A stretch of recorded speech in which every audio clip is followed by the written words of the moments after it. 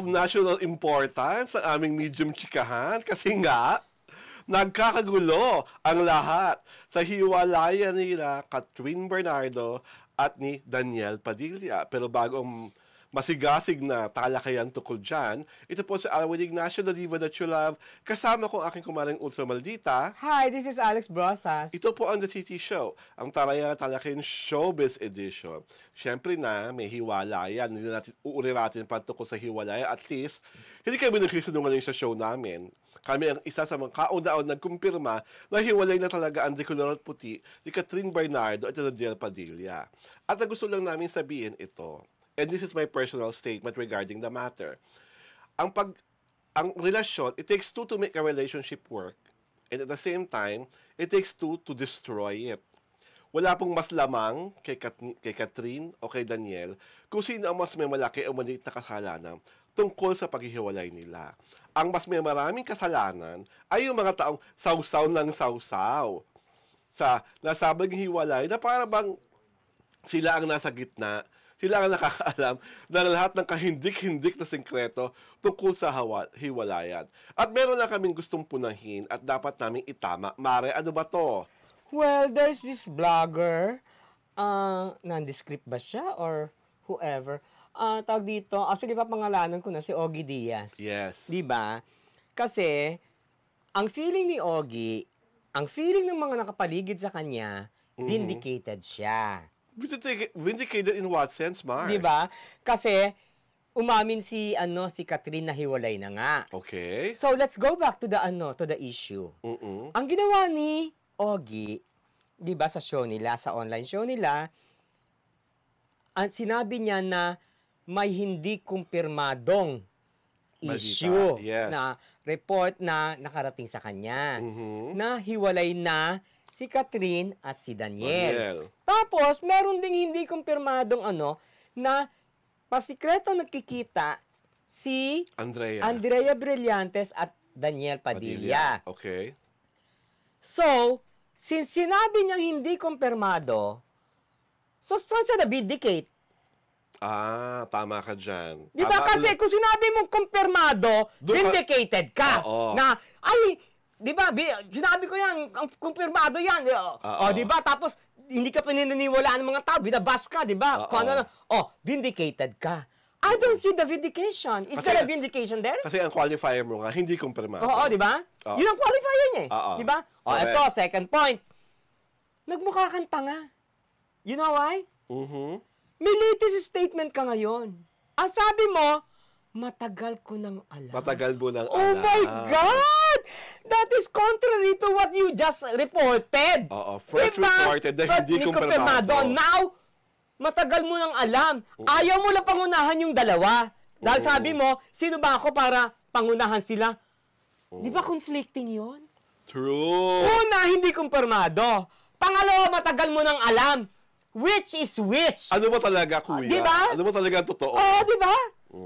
If you're thinking, ano pinagsasabi nito? Noong una, hindi kumpirmado. Ngayon, matagal mo nang alam. Ano yun? Okay. Diba there's conflict in your statements? At sa sarili mong bunganga yan, ha? Ewan ko lang, ha, kung anong dapat itawag sa'yo, no? Diba? Parang there's inconsistency. Tapos ngayon sasabihin mo, vindicated ako, chuchu, dinaman niyo pang ang mga anak ko, ang pamilya ko, chuchu, tinawag niyo pa akong fake news peddler, chuchu. You had it all coming. Ano ka ba? Di ba? Ang dapat lang na isa pang dapat pitikin sa pangyayaring ito ay yung mga team ng mga starlet na kaping-kapi kay Catherine Bernardo.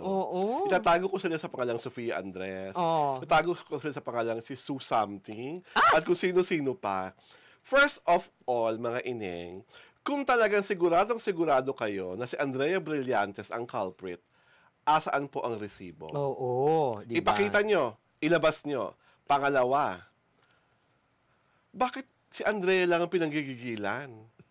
Si Daniel walang kasalanan? Oo nga di ba? Sino ba ang lalaki sa relasyon? At sino ba talaga ang nag-cheat? Si Daniel ba? Si Catherine ba?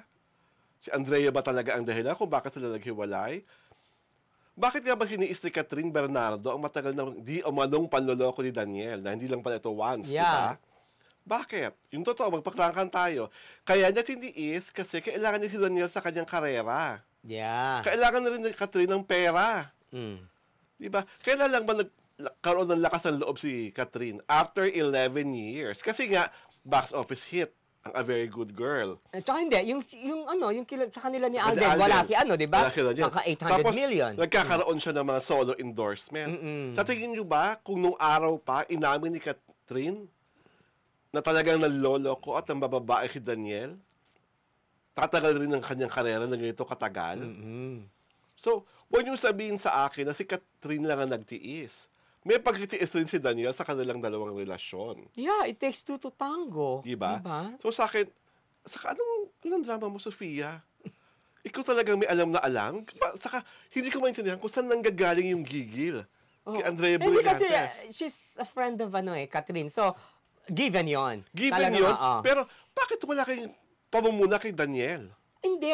At sa akin naman, kung nanggigigil kay Andrea, show us proofs. Diba? Total, gigil ka eh. Di labas mo lahat ng bala mo, diba? Para patunayan na siya ngang so far wala eh. Tignan mo, nakakatawa yung sa elevator. Yung sa elevator, diba?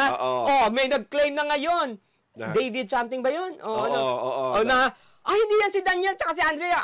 Ako yan tsaka yung girlfriend ko. Diba? Meron lumabas na sa Spain. Yung may heart, may brilyante pa yung yung door. Yung pala September, yung isa na punta, yung isa naman June. So, sa timeline, wala na. Di ba?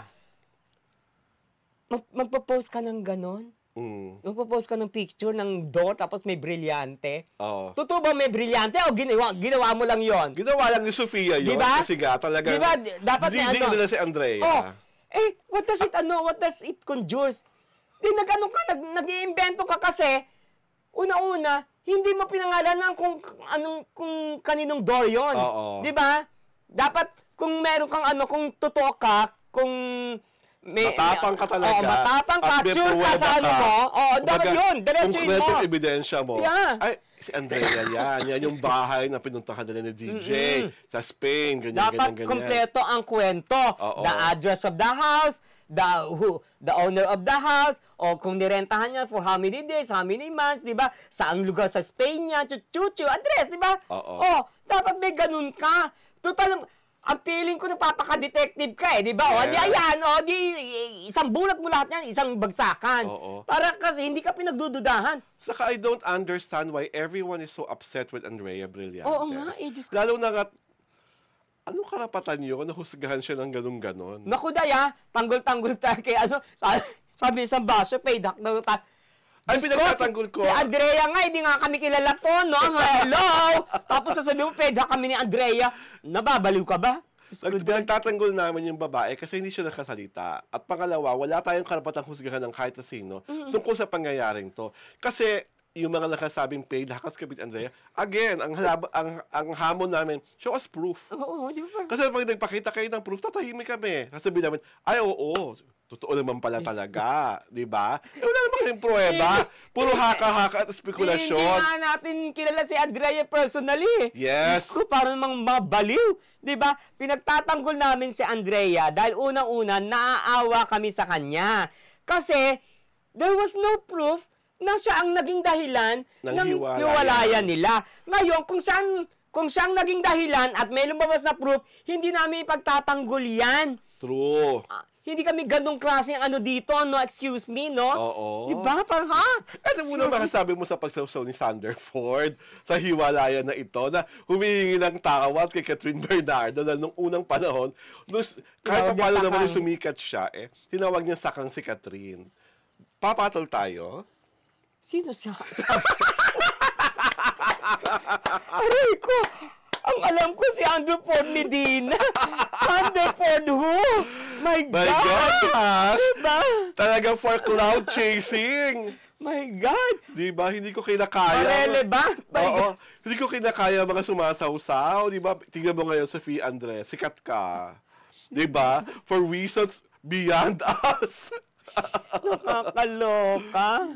Ewan ko sa inyong lahat. Basta kami, sana lang sa pinakamadaling panahon, maayos ang talagang dapat maayos kay Catherine at kay Daniel. At si Daniel, kung talaga meron pa siya mga dapat aminin, umamin. Kung ayaw naman niya, choice niya yun. Oh, Who are we to push him? He will not talk. I don't think he will Kasi talk. saka, we have no right. Nakakapalan ako doon sa mga ibang netizen na hinahamon si Daniel Padilla at si Andrea Brillantes na magsalita na. Na parang talaga sigurado kayo na meron kayong karapatang hilingin sa kanila ang pangyayaring yon. Di ba? Parang if they're going to talk, they're going to talk. If you don't want to talk, di tumahimik kayo. Huwag na sumausaw. Sausaw ng sausaw. As if ka close. Kung si Carla Estrada nga. Alam mo, may hinihintay ako sumausaw. Sino? Kaso hindi siya close kaya ayaw niya sumausaw. Sino? Si Chris Aquino. Mahilig din sumausaw yun. Diba? Hayaan mo na siya, no? Kaso nga, tawag dito, hindi siya close eh. Oo, saka nahihimik siya sa ibang bansa. Doon na lang siya. Yung pag-usapan. At dahil dyan, ito po si Alwin Ignacio, The Diva That You Love. Kasama ko aking kumaring ultra maldita. Hi, this is Alex Brosas. Ito po ang The TT Show, ang Tarayana Talakayan Showbiz Edition.